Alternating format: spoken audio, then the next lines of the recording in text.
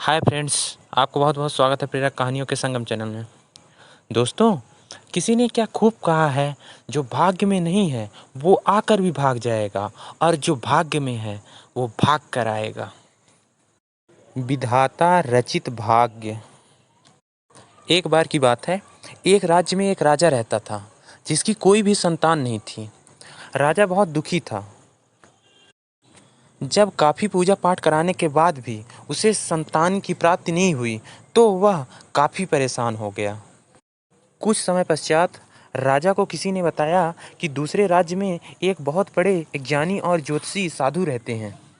उनके आशीर्वाद से बहुत लोगों को संतान प्राप्ति हुई है। अतः राजा ने तुरंत आदेश करवाया कि साधु को तत्काल निमंत्रण देके बुलाया जाए। अगले दिन साधु उसके यहाँ आए और राजा ने खूब आदर सत्कार किया। साधु उनकी सेवा भाव से अत्यधिक प्रसन्न हुए और साधु ने एक फल दिया और बोला, इसे खाकर जरूर तुम्हें संतान की प्राप्ति होगी। और ऐसा ही हुआ। साल के अंत तक राजा को एक अत्यंत सुंदर कन्या की प्राप्ति हुई। राजा बड़ा प्रसन्न हुआ और अपनी कन्या की परवरिश बेहतरीन ढंग से करने लगा। कुछ समय पश्चात लड़की जब बड़ी हुई तो उसकी विवाह की आयु आ गई। तब राजा फिर परेशान हुआ और फिर उसी ज्ञानी और ज्योतिषी साधु को बुलवाया और बोला, मुझे मेरी कन्या अत्यधिक प्रिय है, अतः इसके लिए आप कोई सुयोग्य वर बताइए। तब ज्योतिषी ने लड़की का कुंडली देखकर बताया, इस लड़की की शादी आपके यहाँ के एक सिपाही के पुत्र के साथ होगी।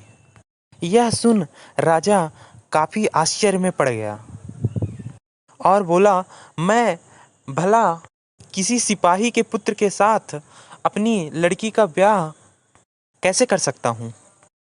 इस पर साधु बोले, यह मैं नहीं कह रहा, यह विधाता द्वारा रचित इसका भाग्य कह रहा है। और यह कहकर साधु वहाँ से चले गए।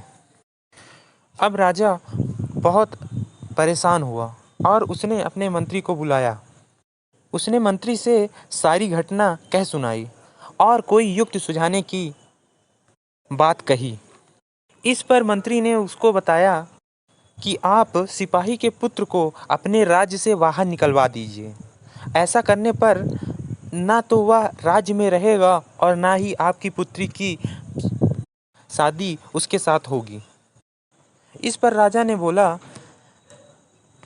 तुम्हारा कहना उचित है, पर मैं किसी भी नागरिक को बेवजह राज्य निकाला नहीं दे सकता। तब काफ़ी विचार विमर्श करने के बाद मंत्री ने एक और युक्ति सुझाई। मंत्री बोला, आप स्वयंवर की व्यवस्था कीजिए और निमंत्रण के लिए सिपाही के पुत्र को भेज दीजिए और एक निमंत्रण भगवान विष्णु को दे दीजिए। ना तो उसकी भगवान विष्णु से कभी मुलाकात होगी और ना ही वह लौट कर कभी आ पाएगा। ऐसा ही हुआ। राजा ने विवाह का निमंत्रण पत्र तैयार करवाया और सिपाही के पुत्र को बुलाकर बोला, देखो, तुमको यह पत्र भगवान विष्णु तक ले जाना है। यह हमारी ओर से दिया गया भगवान विष्णु को निमंत्रण पत्र है। तुम इस पत्र को भगवान विष्णु को बिना दिए वापस लौट नहीं सकते। ऐसा करने पर आदेश का उल्लंघन माना जाएगा और तुम्हें मृत्युदंड दिया जाएगा। सिपाही का पुत्र थोड़ा डर गया, पर उसके पास उसके अतिरिक्त कोई भी रास्ता नहीं था, अतः वह निमंत्रण पत्र लेकर चल दिया। वह चलते चलते एक राज्य में पहुंचा। वहां कुछ आदमी पहले से बैठे हुए थे जो कि बहुत उदास लग रहे थे। सिपाही के लड़के ने उनकी उदासी का कारण पूछा। इस पर वहाँ के लोगों ने बताया, हम लोग दो चीज़ों से काफ़ी परेशान हैं। पहली चीज़ कि हम जिस किसी को भी राजा की गद्दी पर बैठाते हैं उसके साथ कुछ न कुछ हो जाता है और वह मर जाता है।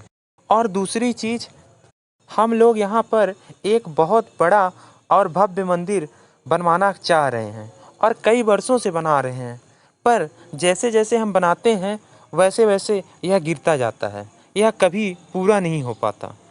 इतना कहकर लोगों ने पूछा, आप बताइए आप कहाँ जा रहे हो? तब सिपाही के पुत्र ने कहा, मैं अपने राजा का विवाह निमंत्रण भगवान विष्णु के पास लेकर जा रहा हूँ। तब वहाँ के लोगों ने कहा, अगर आप भगवान विष्णु जी के पास जा ही रहे हैं तो हमारे सवाल का भी उत्तर जरूर लेके आइएगा। सिपाही के पुत्र ने कहा, जरूर, मैं लौटते समय आपके प्रश्न का उत्तर जरूर लेकर आऊँगा। वह काफ़ी चलते थक चुका था। इस पर भगवान विष्णु को उस पर काफ़ी दया आई और वह स्वयं उसके पास आ गए। सिपाही के पुत्र ने भगवान विष्णु को प्रणाम किया और अपना विवाह निमंत्रण पत्र उनको दिया और सारी कहानी कह सुनाई। तब भगवान विष्णु ने कहा, मैं यह निमंत्रण पत्र स्वीकार करता हूँ। तब सिपाही के पुत्र ने पूछा, भगवान, मुझे रास्ते में कुछ लोग मिले थे। उस राज्य के लोग काफ़ी परेशान हैं। वहाँ कोई भी राजा बनता है तो किसी न किसी कारण उसे कुछ हो जाता है या तो वह मर जाता है। आप ही बताओ वहाँ के लोग क्या करें? विष्णु जी मुस्कुराए और बोले, दूसरी समस्या क्या है? तब सिपाही के पुत्र ने कहा कि वो लोग बहुत बड़ा और भव्य मंदिर बनवाना चाहते हैं, पर वो जैसे जैसे बनाते जाते हैं वह मंदिर गिरता जाता है और वह मंदिर कभी पूरा नहीं हो पाता। विष्णु जी उसे दोनों प्रश्न का उत्तर देते हैं और गायब हो जाते हैं और सिपाही का पुत्र वहीं से लौट पड़ता है। लौटते हुए उसे वही लोग और वह राज्य मिलता है। वहाँ के लोग उससे पूछने लगते हैं कि आप बताओ आपकी क्या मुलाकात विष्णु जी से हुई थी?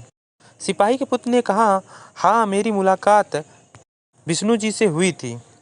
आपके पहले प्रश्न का उत्तर है, आप राजा किसी ऐसे व्यक्ति को बनाइए जो आपके राज्य का नहीं है, तो उसे कुछ नहीं होगा।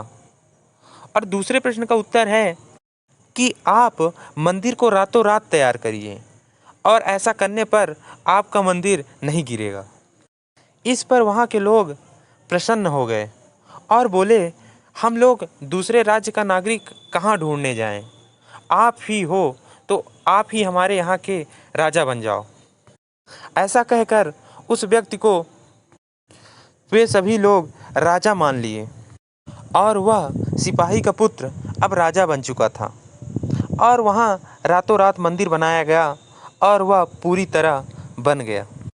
मंदिर बन जाने से इस राज्य की ऐश कीर्ति बढ़ गई और इस राज्य को जगह जगह के राज्य जानने लगे।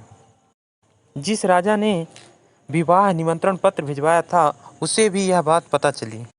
तब उसके मंत्री ने उसको सुझाया कि इस राज्य में बहुत अच्छा वर है, आपके पुत्री के लिए सही रहेगा। राजा तत्काल राजी हो गया और विवाह प्रस्ताव लेकर तुरंत उस राज्य में गया और राजा ने सिपाही के पुत्र जो कि राजा हो चुका था उसे विवाह के स्वयंवर में निमंत्रित किया।